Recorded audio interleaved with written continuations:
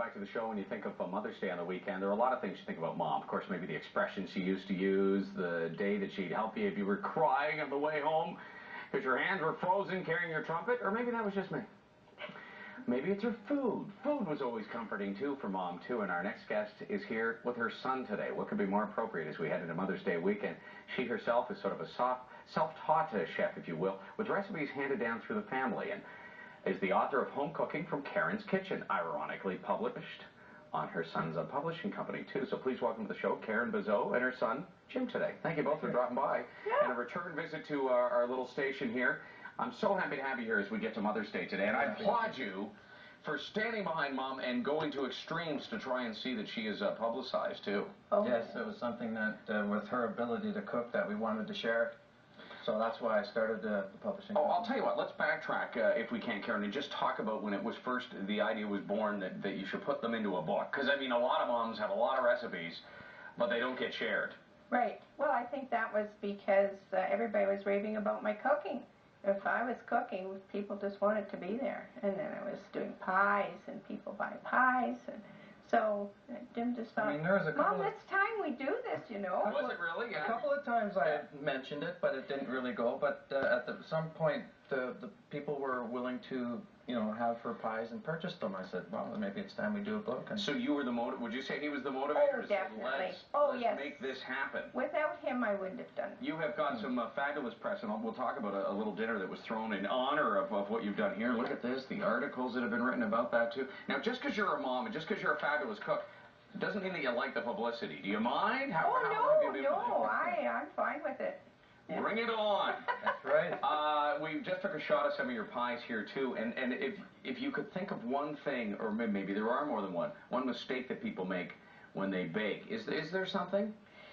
Well, I don't know exactly what I don't mean a specific ingredient, but just maybe they you know, don't bake from the heart. They get too methodical about being exact or something. Or maybe they don't do that much and don't realize and spend the time to really perfect something. Lots of people don't know just exactly how to make I mean, it's pastry. A passion of yours. Pastry is the big thing, yeah. And is that the toughest of them? Yeah, I think so. I want you to touch upon, well, first of all, what are you going to do? Yeah, okay, I'm making Dutch apple pie, and I was going to tell you that my grandmother would be 120 if she was alive. and we'd want her on the show. I know. I can tell you that right now. That'd be I lived with her. My mother and I lived with her till I was 15, but this was Grandma's Dutch apple pie, which is, and I'm sure, a Waterloo region kind of pie. There's not a Friday I don't make one, to be quite honest with you.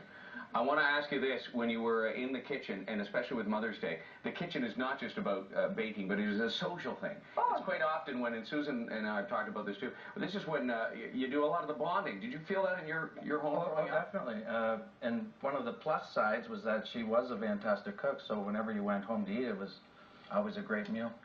But did she give you the eating guilt? Like, oh, come on, I made this. You don't want any more? No, she never. I have a hard time dealing with that when I go home. It was always a pleasure to eat, and it still is. I mean, I'm looking forward to biting into one of those.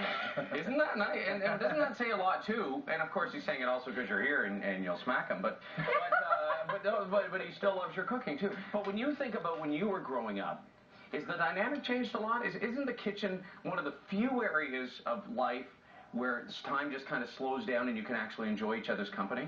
Oh, yes. Yeah, yes. I mean... And for me it was, and I always liked my family around. I always had them in the kitchen, making something. I mean, it is a gathering place. I mean, you know, everybody sits to eat, and, you know, it is a social thing. It still is. Did you pick up the cooking bug as well, too? Or are you just the promoter of the cooking? No, I really don't cook. I have an older brother. He picked it up. He really had the passion for cooking. But I didn't pick that up. I was the business drive. You were the driver behind it, too. All right, it's a social thing, too, but it's obviously something that you've learned to love. Now, as you developed recipes and they were handed down, did you modify them? Did you say, you know what, I want to do something a little different? Yes, yes. I was always changing things. I still am. Are you really? Oh, yeah. See, if I change things in recipes, it's because I forget. Not on purpose. I mean, nobody knows that, but I just forget. Just remember the 7 minutes and strain. Yes, exactly. What kind of apples are you using? Oh, Ida Red, my favorites. Oh, yeah, they're the best. Does it make a lot of a difference? I mean, obviously, apples have a different taste to them. Oh, yeah. Okay, so you've got the crust down there. Yes, and I've put in the bottom, which was brown sugar and flour. And I just wanted to show sort of how I, get How you around. position them in there? Oh yeah, because some people just dump them in, but I have to. You actually, now why is that? Just so it bakes level, so the top's level? I don't know. It's just. Or is it just to be difficult? Yeah, just to be. Moms can do that. Oh, They don't sure. have to answer to anybody. That's right. So. Tell me, as your mother is working away here now, there was an event that sort of paid tribute to her, and I'll hold up the photo. You can describe this for me. We had entered the Home Cooking from Karen's Kitchen into Cuisine Canada Awards. Right. And part of that, it didn't win, but they had called us to have a dinner in her honor, and all of the recipes were out of the book. And that is a shot of all of the cooks and the people that helped present the food. And there's another shot of my mom when she was actually speaking to everybody that was there. And I think there was a total of about 30 people. Isn't that nice? Yes, and it was a fundraiser also for the college. What do you say to an aspiring chef or somebody that's just thinking about getting into the field of cooking? Do you have any advice for them, Karen? Buy our book. Don't even try. It'll crush you. Well. No, I mean, do you have any sort of, because other people come at it from different ways. Maybe they don't have recipes that were handed down, and they decide maybe, I'm going to get into this as a career. Yes.